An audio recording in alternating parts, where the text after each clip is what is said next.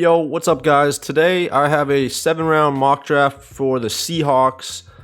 I know some of you guys been waiting on this one. I'm pretty excited. I think the Seahawks have probably some of the best capital in this year's draft. Every time I do a mock draft for them, it's actually crazy what I can get. And we're gonna hop right into this one. So I have a few needs for them. First picks at 5. Here's a look at their lineup. Main needs I have for them is defensive line, edge, wide receiver, guard, and cornerback. I feel like they could upgrade in the slot maybe over Kobe Bryant, even though I like him a little bit. Linebacker for sure could use an upgrade. They could use depth in the secondary, obviously depth on the O-line, although I like Nwosu and I like the pickups on the D-line they got.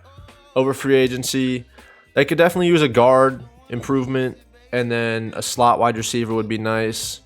Here at 5, I'm kind of looking for 3 people here. I was going to look at Anthony Richardson if he fell here. I know Seahawks fans hate that, but come on, man. Like, the potential he has is insane, and you have pick 18, so it's not like you're wasting away a pick. But with Will Anderson and Jalen Carter here, I don't know if I would go Anthony Richardson.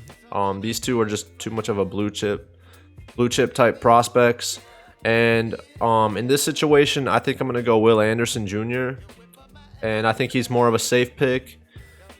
And then at 20, I'm really tempted to go, Deonte Banks is sitting there right in front of me. Obviously, you can't go with the PFF board entirely. Unfortunately, the guy that I was going to pick went already, which was Brian Branch. And I know I'm going to get a lot of hate for that. But I feel like it would fit pretty well. He could be that slot guy, or he could be the safety, especially with the injuries they have at safety year in and year out. So with the 20th pick, I think I'm gonna go with Deonte Banks. And you put Tyreek Woolen on one side, replace Michael Jackson with Deonte Banks. That's a top cornerback duo in the league already. And then with the first pick in round 2, there's a few positions I'm looking at. I'm looking at slot wide receiver. I'll be looking at defensive edge, and then I'm looking at cornerback. And, I moved up the PFF slider a little bit because I agree with their big board a little bit more than the public one. And so a lot of these picks are going to look basic, but for the most part, I actually agree. And at 37... I think they could easily address a need that they could have picked in the first round, but the dude that I was looking at didn't fall to him, which would have been Jackson Smith-Njigba. And so here, I'm actually going to go Josh Downs. I feel like putting him in the slot, Tyler Lockett at 2 and DK at 1, that's pretty crazy. That's enough support for Geno. You couldn't really ask for much more. And then with pick 52 in the second round, I did a few mock drafts to see who would fall around this area.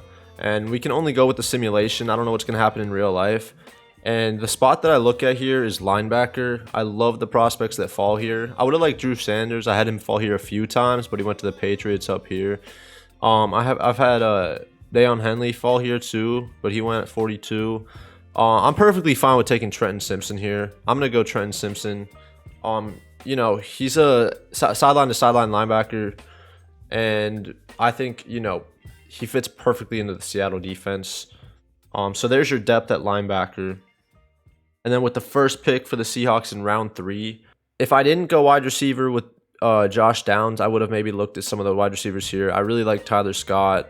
Maybe a little biased there. I actually do like Trey Palmer, but I feel like they might have been able to get him in the 4th round. Kayshon Boutte is a little bit got some issues going on, but he has some potential. And then obviously I like Marvin Mims too. But we did go Josh Downs earlier.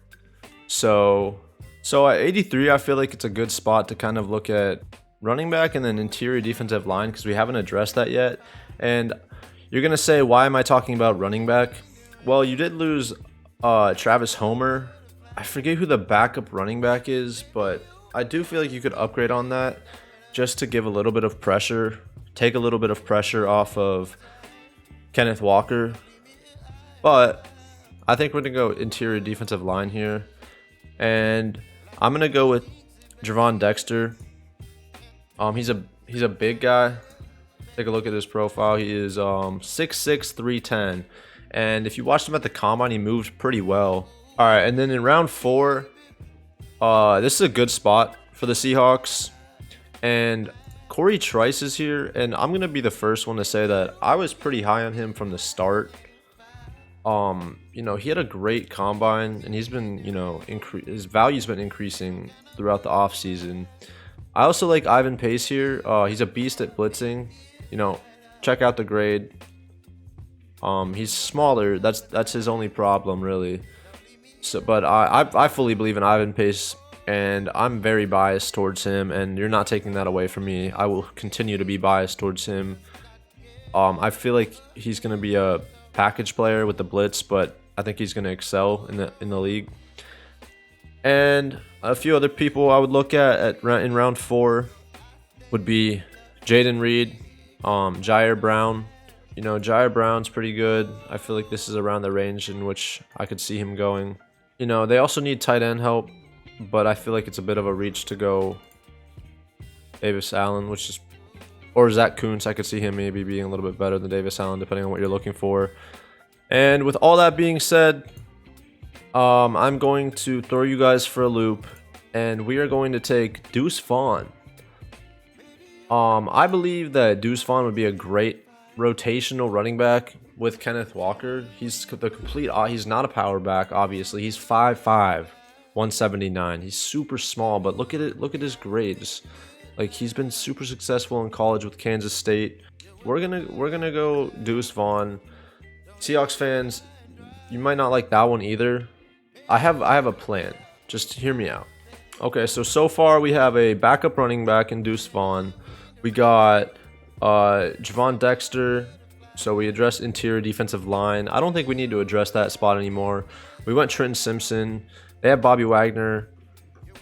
So I think they're set there. We got the slot wide receiver that we needed.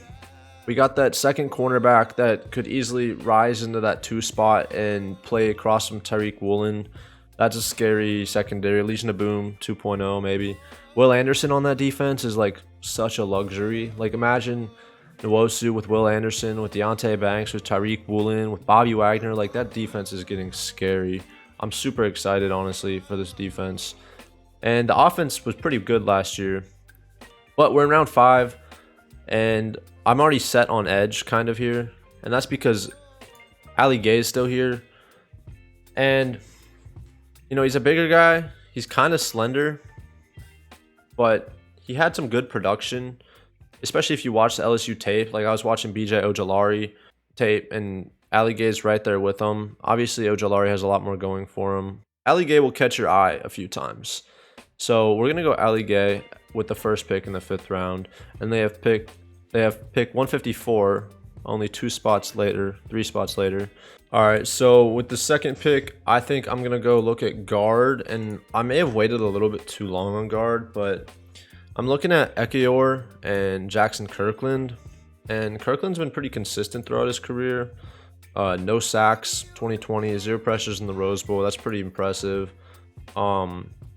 Ekeyor's a little bit less consistent. 2021 was a little bit of a down year.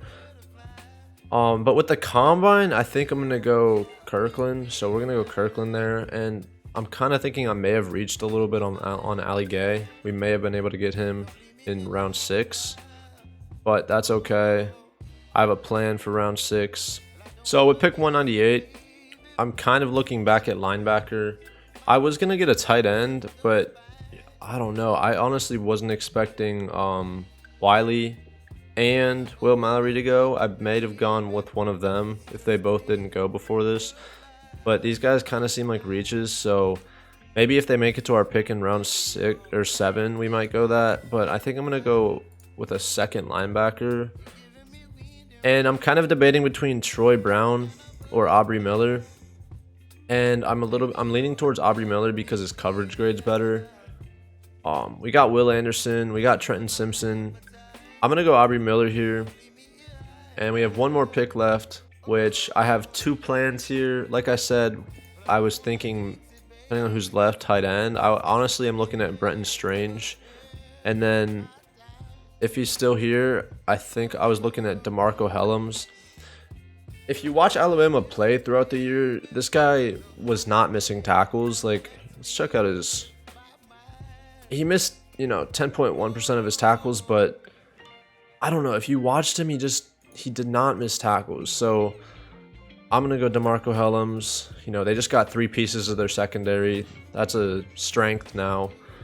And I think we did pretty good. Let's see what PFF ends up rating us. A B. So definitely could have done better. But let's see. We got Will Anderson, Deontay Banks. We filled out all of the needs.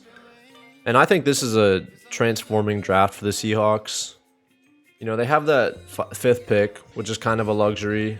So take the best player in the draft in Will Anderson, outside of the quarterbacks, and maybe Jalen Carter.